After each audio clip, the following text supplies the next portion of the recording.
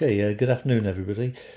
So the purpose of this video is just to finish off this morning's lesson about the first 9 days, or the end of October 1918 through into the first sort of week and a half of November 1918, culminating in the abdication of Kaiser Wilhelm II, who stepped down from power, followed by the other monarchs of the other German states. That happened on the 9th of November 1918, and then of course 2 days later was the armistice. So we covered nearly half of the strands in today's lesson. I think we've reached slide 26 of, I think, 38 slides. So I'm just going to jump straight to where we finished off. Have your mind map in front of you, and we'll just continue and finish off the lesson. Okay, so just bear with me while I scroll to where we were.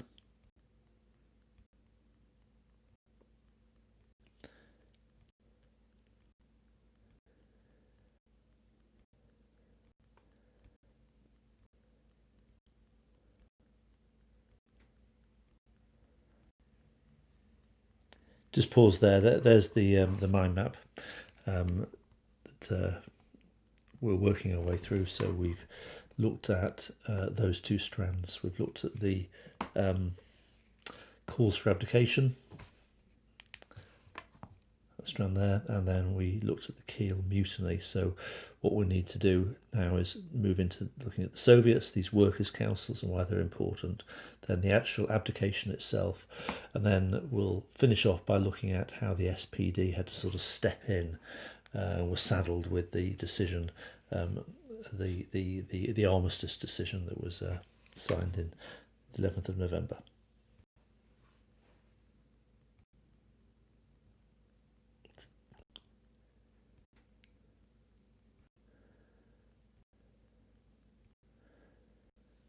Okay, so we reached that point. Okay, so I won't read through the whole thing because we've covered it already, but just if you want to pause the video, obviously you can, just to remind yourself about the sort of situation. So Prince Max's October reform, too little too late, it's now spilling over into the streets. Remember that for much of the war, including when the war started to turn against Germany, 1916 into 1917, even though there was increasing anger and resentment, people wanting to call an end to the war, much of that resentment was just mainly economic. It wasn't political, or if it was political, they just simply were calling upon the Kaiser to reform the system. But there was very little action because, of course, the Kaiser wasn't really running the country. Of course, it was Hindenburg and Ludendorff. And the argument is if the Kaiser had introduced the October reform proposal earlier in the war, for example in 1916 or even 1917, then it may have worked.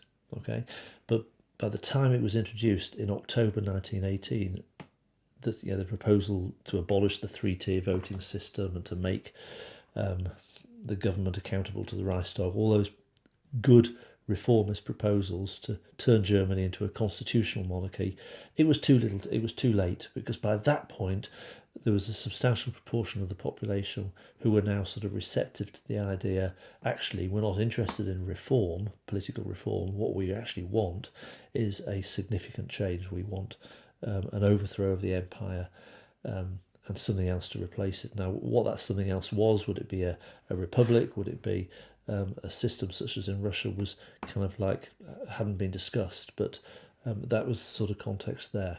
And then we kind of like looked at how, as we move into the very last few days of October 1918, it was the 28th of October, of course, there was the Keel Mutiny, okay, the revolt of the sailors, and there was that ripple effect.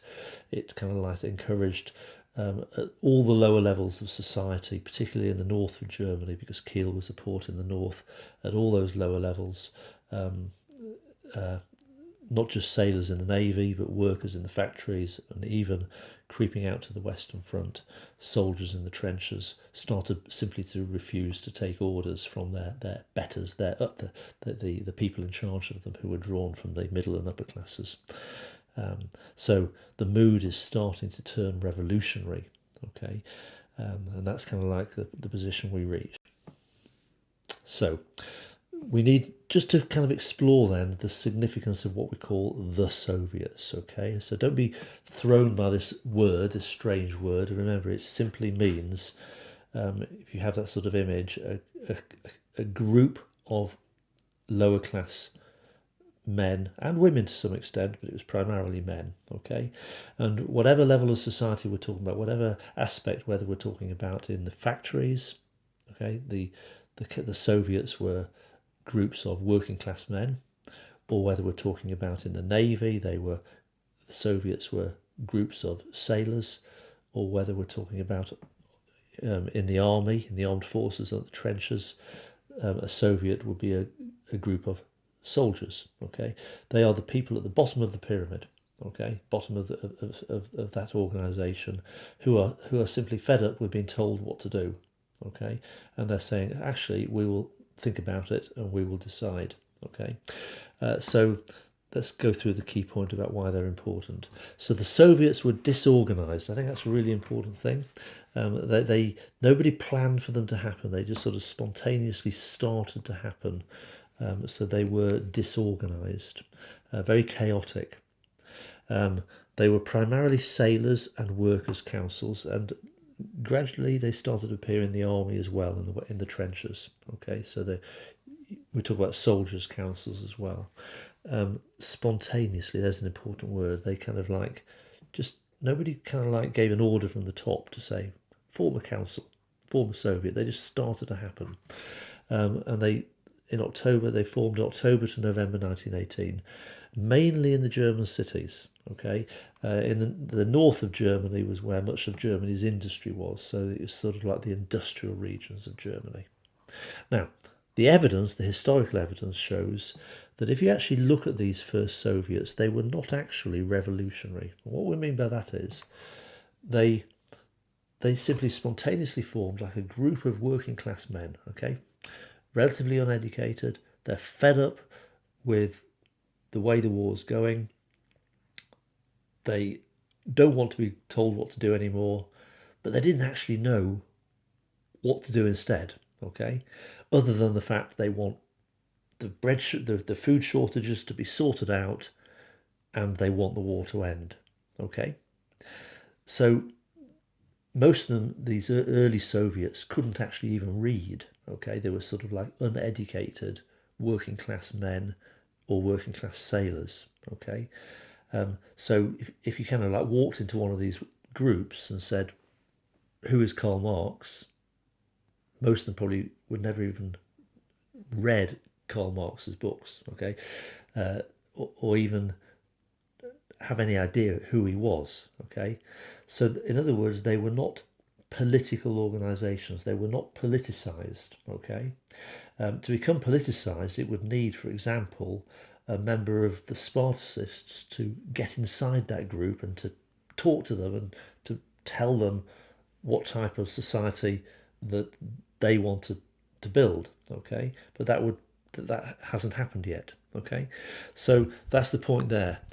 The members of these Soviets, what they were not really calling for an overthrow of the Kaiser, or they weren't even calling for a radical political change. Okay, you actually look at the conversations, look at the evidence, and we can look at the accounts of these early working class councils that were forming, and you don't hear comments along the lines of "we want the Kaiser to be overthrown." Okay, we simply hear "we want food in the cupboards, we want an end to the war." So the point is, therefore, the Soviets' demands were mainly economic. They were not really political. If they had been saying things like "we want to get rid of the Kaiser, we want to create a republic," okay, or "we want to get rid of the Kaiser and we want to create a communist system like in Russia," that would be political. But they weren't talking in that way at that time, the first few days at least.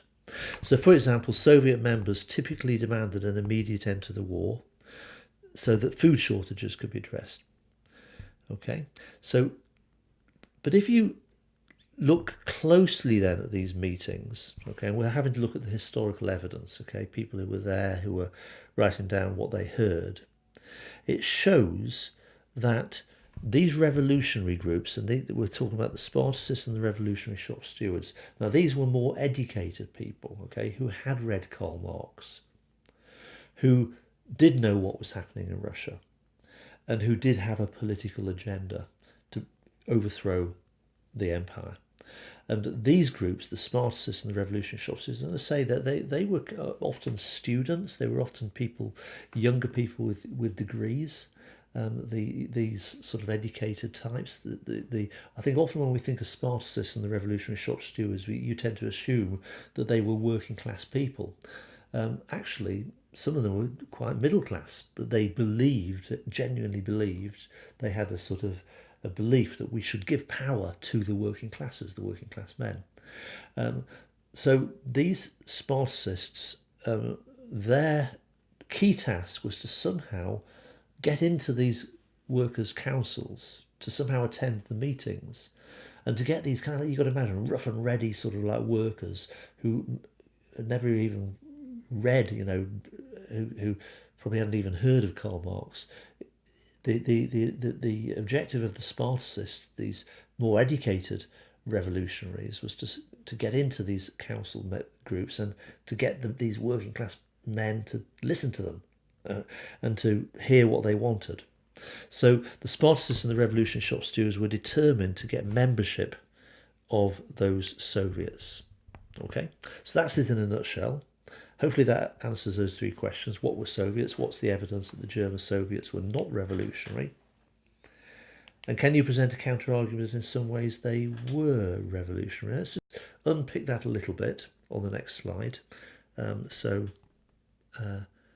put those three questions down for you. And again, you can pause the video here. I'm not going to walk and talk you through every single point, but just have a quick read through. I think we've covered a lot of them. And those three questions are answered alongside. So just have a look. Okay, so I think looking at that, all of the points there on that slide I covered in my explanation of the in a nutshell slide.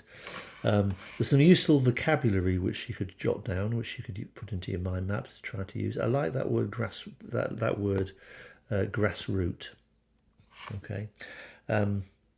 Again, we've drawn that pyramid so many times, haven't we? The social pyramid. And of course, the Soviets formed at the bottom of the pyramid. Okay, so whether you're talking about, you could do a pyramid for the factories in Germany, or you could do a pyramid for the army, or a pyramid for the navy. We're talking about the bottom level of the pyramid, and that's why you often talk about grassroots. Okay, that these things just formed spontaneously by themselves at the bottom of society, but they were not really very well politically trained. They hadn't really read any books, so it needed the revolutionaries to kind of get into them and to talk to them and persuade them to try to turn them to what they wanted. Okay, so there's our third strand of the mind map. So let's now go on to the actual abdication. Okay, so address the key points. Okay, so there are the key questions. There's a useful British newspaper headline there. The Hohenzollerns, remember, that's the name of the royal family, a bit like our Queen is the House of Windsor. Kaiser Wilhelm II was the family were the Hohenzollerns. So the head of the Hohenzollerns vacates the throne. Okay.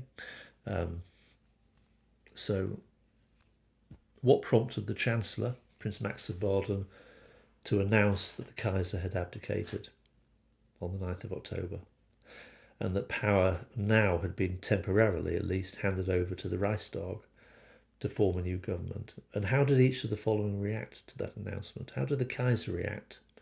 And what about the army leadership? People like Ludendorff and Hindenburg, people leading the army, the upper classes. Okay, so in a nutshell, let's have a look at this. So by the first week of November 1918, there were signs that these Soviets' demands were becoming more revolutionary. So these group of rough and ready working class men who spontaneously form these kind of councils to make their own decisions, in every factory, in every army unit, in every naval unit. Okay, there are signs that actually these sort of more intellectual revolutionaries, the Spartacists and the Revolutionary Shop Stewards, were actually starting to get into the meetings and were talking to them, and were starting to convince the working class men this is what we want.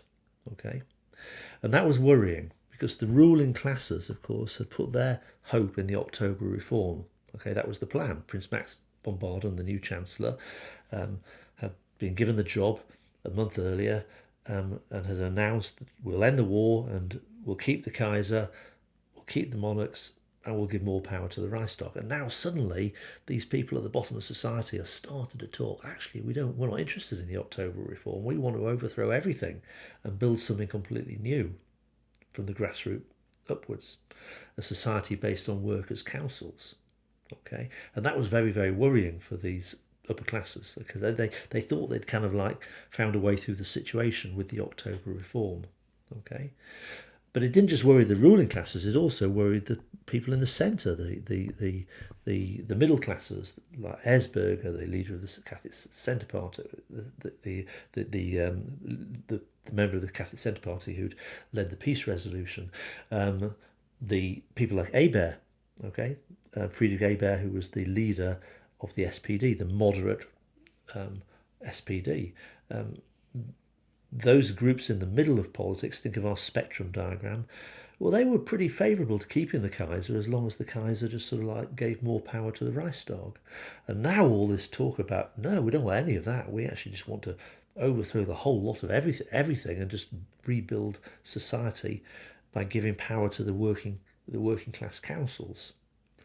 So these groups who had sort of like put all their trust in the October Reform, what they don't want is a full-scale revolution, overthrow of society, what we call a social revolution, such as had happened in Russia in 1917, a year earlier. So Prince Max, the German Chancellor, then turned to General Groener. Now, Groener was the new head of the German army. Remember, Ludendorff had resigned. Okay, Ludendorff has saved his own skin, hasn't he? Ludendorff has basically persuaded the Kaiser, appointed Chancellor Prince Max, over to him. He basically can work out a October Reform. We're having nothing to do with it. I'm having nothing to do with it. I'm resigning. Okay, let the Reichstag deal with the taint of defeat. Okay, so a new head of the German army had to replace him. He was a man called General Groener, and Prince Max, left with this thankless task of sort of like working out a peace deal, spoke to Groener, okay? And between them, they spoke to Hebert, because remember, Hebert is the leader of the moderate socialists, and remember, there were 110 SPD members in the Reichstag. They were the largest party in the Reichstag. Take away the 18 who've defected, who've become the USPD. So basically, there were still 92 SPD. They were the largest political group in the Reichstag. Okay, so between the three of them, the Chancellor, the head of government, the head of the army, and Hebert, the leader of the largest political group in the Reichstag, announced that the Kaiser would now abdicate. Okay, and that the war therefore could end immediately. So they kind of made that announcement, thinking, well, this is what people want to hear, so we're just going to make the announcement. Okay, so that's that. Okay, that's really what the abdication was about. Now, the detail, okay, as before, so you can pause the slide and just pause and have a quick read through and work on your mind map and so on. Okay, and again, hopefully, in my going through the in a nutshell, I think I've answered those key questions. But just pause and have a look. Okay. A little bit of extra information there. I think that's this is a useful one. I just sort of like highlight it. The point 1C. Remember Bavaria. Okay, Bavaria was the state to the south, ruled by the King of Bavaria. Okay, well, on the 7th of November 1918, an independent socialist, remember the USPD? Okay, well, an independent socialist, Kurt Eisner, basically seized power in that state. Okay, and he then declared that, you know, the king of Bavaria is no longer recognised. We do not recognise the king of Bavaria. Okay, so in fact, the first of the monarchs to fall, because remember the Kaiser didn't abdicate until 2 days later, the Emperor of Germany. So the first monarch to basically fall to what was happening here was the King of Bavaria, and Kurt Eisner stepped in and made that declaration that Bavaria was now a republic. Okay, no monarch, that's what a republic means, but he basically said it was a Soviet republic. In other words, Bavaria now is going to be run by these Soviets, by these working councils, working men's councils. Okay, and more to the point, he said it is an independent Soviet republic. So in other words, it's going to break away and it's not going to be told what to do by Berlin. So that's a bit worrying for Prince Max, you know, the sort of German chancellor based in Berlin, because not only is he witnessing, sort of growing discontent on the streets and formation of lots of working class councils and people calling for an end to the empire, but now he's starting to witness the separate states that make up the empire basically breaking away, potentially breaking away and becoming their own independent countries. Okay, so yeah, that's an additional piece of information. So 2 days later, you can see Prince Max announced, look, the Kaiser will abdicate, right? You, the people, we want to kind of give you a sign that we want to bring the war to an end, so the Kaiser will abdicate. Okay. Now, what's interesting is that when that announcement was made, the Kaiser, because remember he'd gone to a spa town in Belgium, he actually hadn't been informed that he was going to abdicate, and his first reaction was, "No, I'm not." Okay, so there was a couple of days of confusion, but the head of the German army, Wilhelm Gruner, basically went to see him. At least I think he went to see him. He might have phoned him up, I'm not sure. You can check that detail. But basically he spoke to Kaiser Wilhelm II and said, yes, you are. You need to step down, okay? Because if you don't, we could have a full-blown revolution, such as happened in Russia, okay? So the way he persuaded the Kaiser to do that is he said, the army is no longer loyal to you. We will not serve you anymore. So at long last, the Kaiser accepted the situation. He stepped down from power and he left Germany. He actually went to live in Holland. And he actually lived, I think, until 1941, I think it might have been, when he eventually died as an old man in Holland. And what's interesting is that he basically lived for another 23 years. Okay, so he lived in another country to witness Germany become a republic, and then, of course, in 1933, 13 years after Germany's defeat, of course, he lived to see Germany fall under the control of Adolf Hitler, and of course he lived to see the outbreak of World War II, and of course at the beginning of World War II, Germany attacked Holland. So when he died in the early 1940s, he was living in Holland, which was an occupied country, occupied by Hitler's Germany. But I digress. I'm talking ahead of where we are. Okay, so that's that. So that, again, just a reminder, I really hope that you kind of like now memorised that, and it's almost like it should be second nature, the political spectrum, the different social classes and the particular groups in the political spectrum, okay, because that's important. Okay, so there's our strand. We've done 4 of the 5 strands. Let's just now finish it off with our final strand, which is the SPD in power. Okay, so again, we'll just zoom in on the questions, have a quick look at them.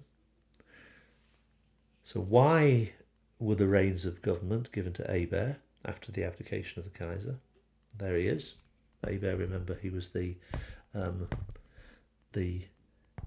leader of the SPD, leader of the moderate majority SPD, the 92 members of the Reichstag, after the 18 had defected to become the USPD.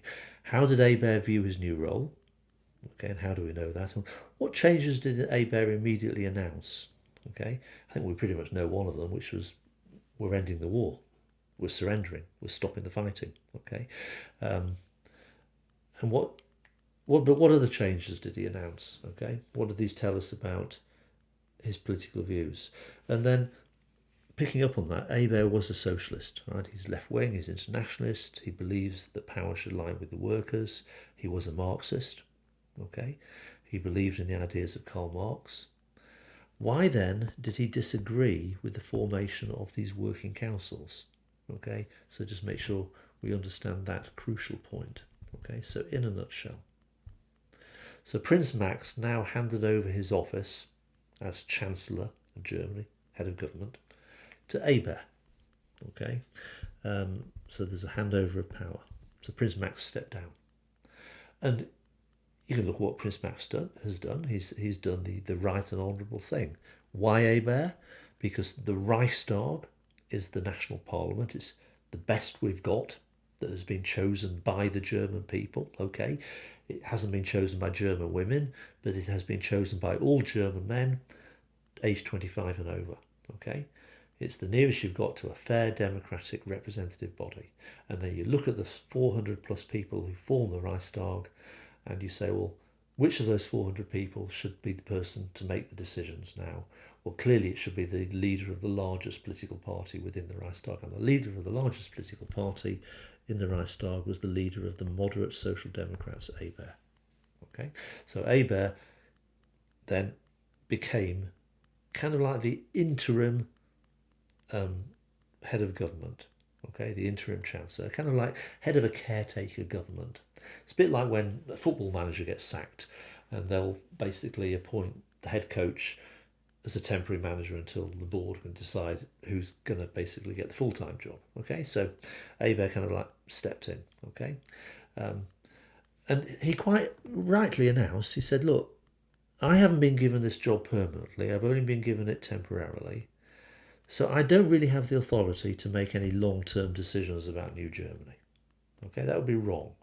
I'm just here for the time being because somebody's got to basically make decisions. Okay, so he quite rightly said, my first decision, therefore, is to call for proper elections. Okay, there needs to be a new Reichstag, because let's face it, the Reichstag that he was sitting in had been elected in 1912. And this is now 1918, the end of 1918. So it's kind of like more than 6 years old. Okay. And Hebert quite rightly said, you know, the Reichstag is supposed to represent public opinion, what the German people, what the 40 odd million German people want. And, well,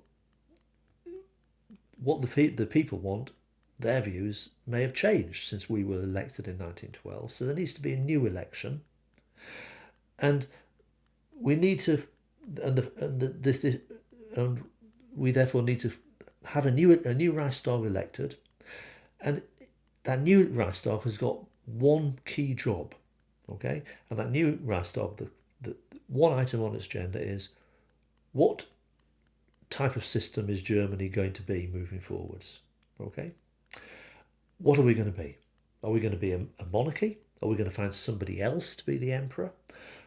Are we going to be a kingdom or whatever? Or are we going to be a republic like France or America with an elected president? But we don't know, okay, until the people have decided. So that elected Reichstag, when it would be eventually elected, was going to be called a Constituent Assembly, okay, because its job would be to draw up a new constitution. The constitution, remember, is a set of principles about how lawmaking should happen, and that includes whether the head of state will be a monarch or will be an elected president. And so that Constituent Assembly, once elected, would be tasked to make a decision about Germany's political future, e.g. would it be a monarchy, would it be a republic, etc. And it would be the Constituent Assembly's job then to appoint a new permanent government of Germany. But in the meantime, Hebert said, yeah, someone's got to step in and make decisions, so he agreed to form a caretaker government which would govern Germany temporarily in the short term until the Constituent Assembly was elected. Now, the thing is, for all Germans to have a vote for a Constituent Assembly, you can't suddenly call it, say, on the 11th of November 1918, okay, for fairly obvious reasons.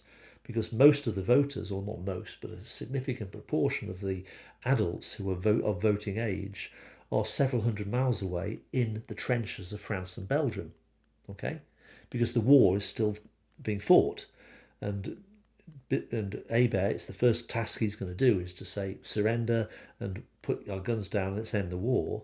But it's going to take at least a couple of months for all of those millions of soldiers who are out there on the Western Front to get back home to Germany to be able to put their tick on the voting box. Okay, so that was the sort of issue there. So Hebert, as the temporary leader, said, look, clearly I need to make decisions. I'm going to have to govern Germany for a couple of months until the Constituent Assembly is elected. So he said, look, I therefore will go ahead using the Reichstag, and I'll pass some laws through the Reichstag. And it's interesting looking at the laws he passed, okay, because it kind of shows you what he believed in. He passed some laws that gave much greater political freedoms to the German people, okay. Freedom of the press, etc., etc. Okay, so the freedom of speech was strengthened. But the most important decision of all was, of course, the one I've already said, to end the war with immediate effect. Now, of course, Woodrow Wilson, the American president, has said we will only negotiate with, we're not going to be prepared to negotiate with the Kaiser. It needs to be somebody else who at least we can recognise speaks for the people. So Woodrow Wilson was very happy to speak to Hebert. Okay, so the ceasefire was declared 11th of November. Of course, as you know, it happened at 11 o'clock in the morning. The last shot was fired. And that was 2 days after the abdication of the Kaiser. So it didn't take that long, okay, from the abdication of the Kaiser for Hebert to start getting things moving. Okay, now remember, Hebert was a moderate socialist. Think about it, that political spectrum diagram. And in the long term, what Hebert, he wasn't on the far left. He wasn't a Spartacist. He wasn't a revolution shop steward. He was a socialist. He believed that more power and more wealth should be given to the poor working class Germans. But he believed passionately that real power should be given to the national parliament, and the Reichstag was the national parliament, and that Reichstag fairly reflected all Germans, not just the working classes but also the middle classes and the upper classes. They had a vote as well, and he said to have a fair system we've got to basically give power to a parliament that represents Germans of all social classes. Okay, so again, think of our political pyramid. Okay, you've got the working class at the bottom. That's right, W. You've got the middle class at the middle, and then you've got the upper class at the top. Now, Hebert says that all three of them have got to basically have a right to send representatives to the Reichstag, and power should be given to the Reichstag. Whereas the Soviets are simply saying, actually, we don't want the middle classes or the upper classes to have any say at all. Power is only given to the working classes. Okay, and Hebert strongly disagreed with what the Spartacists and the revolutionary shop stewards were saying. Okay, he firmly believes that power should be given to the Reichstag, not to the Soviets, because the Soviets do not represent all Germans. These Soviets, these working class councils, and there are literally hundreds of them forming all over Germany. Well, if you give all power to the Soviets, you're not giving any power to the middle classes or the upper classes. And Hebert didn't believe in that. So he said we should give power to the Reichstag and let the Reichstag decide what Germany will look like. Okay, so hopefully that is clear for you. And again, you've just got a chance to consolidate, pause the video here and have a quick look through the key points, those three key questions. So again, I think we've probably covered most of those points. so far, but pause the video and just map them onto your notes and your mind map.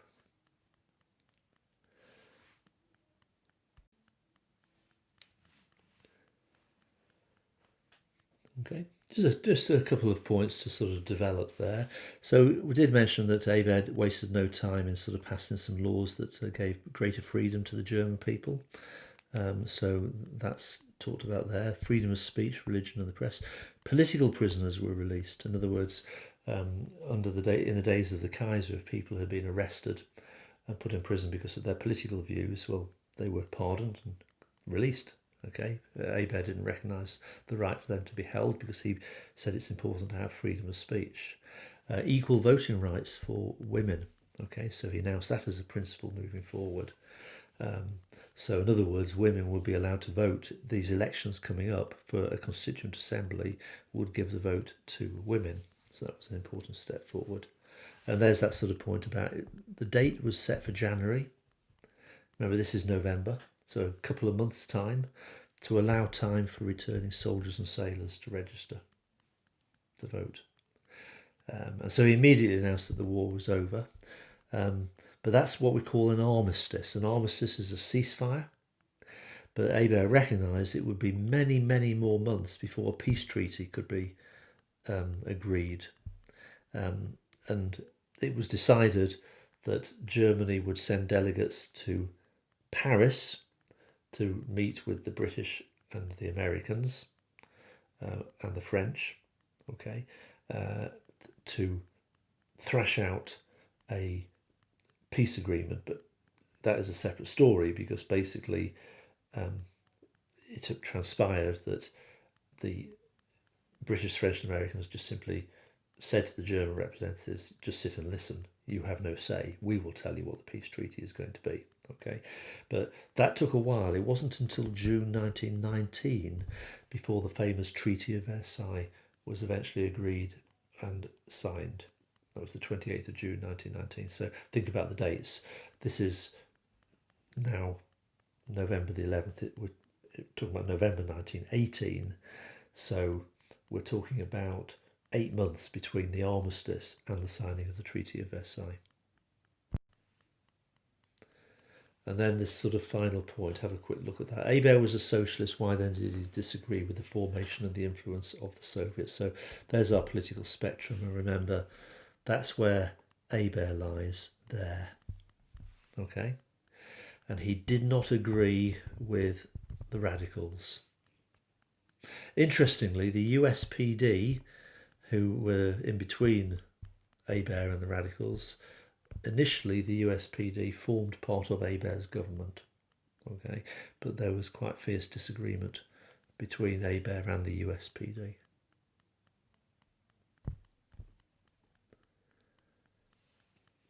So, point number 9, in the meantime, these Soviets were still out there and they were increasingly under the influence of the Spartacists and the revolutionary shop stewards. And that was a problem for Abel because these working class councils were starting to become more extreme in their demands, and they were starting to say, well, actually, we don't acknowledge Abel as the new leader of Germany. We believe Germany should be run by these working councils. And that was increasingly a problem, which we'll look at in the next lesson. So Abel basically agreed with the socialist aims. He believed that, yes, the future Germany absolutely needed to look after the interests of the working classes, but he disagreed with their violent methods. Abel said the job has got to be given to an elected Constituent Assembly who will peacefully decide what the future Germany will look like. Whereas so Abel was a reformist, not a revolutionary. But increasingly these working class councils, which we'll look at next lesson, were now being infiltrated by radical groups like the Spartacists. And the Spartacists are starting to talk about, no, we don't believe in peaceful methods. We will use violence if necessary to get what we want. Okay, and it actually took Abel until April 1919 to deal with this problem of these sort of rebellious Soviets. And the most famous occasion, of course, is the so-called Spartacist uprising in January 1919, when the Spartacists attempted to take control over the capital, Berlin, and that was in January 1919. It failed. Hebert was able to crush the Spartacist uprising, but that's something we'll look at in the lesson. Okay, so there we go. We've finished our mind map. We've gone through the particular strands. Normally I put arrows on these. Need to remember to do that. Okay. Hopefully that will make sense to you. Message me on chat in Teams if you've got any questions. Finish the mind mapping. Remember, please, post a thumbs up message to the post in Teams that I'm giving you this link, so that I know that you've understood it and that you've worked on your mind mapping, and send me a message if there's any aspects of it you don't know or understand. Okay. And then Friday's lesson, which is only a couple of days away, then we'll look at, as I said, we will look at the crushing of the revolution from below. I'm giving you kind of like a bit of a sneak preview there, haven't I? We know that Hebert basically did hold on to power, okay, and that Germany actually then became a republic, that the Soviets were crushed, these working class councils that were pushing for all power to the Soviets, they were crushed. So we'll talk about in particular the role of the Freikorps, these returning soldiers from the frontline trenches who played a key part in crushing the Soviets. And then we'll look at that sort of key debate. Was there really a revolution? Okay, because these events are called the German Revolution. So why is it called that? And is that a bit of a misnomer? Okay, so we'll look at that next time. So can you read pages 98 to 101 of the textbook before Friday? Just to get a feel of what we're going to be doing in Friday's lesson, and be thinking about each of those 5 points that we will unpick and make sure you understand. That's it. Hopefully that was useful for you. I'll sign out now and I'll send you the link in Teams. Remember to give me the thumbs up so I know that you've played this video and you finish your mind mapping. Thanks very much. See you on Friday.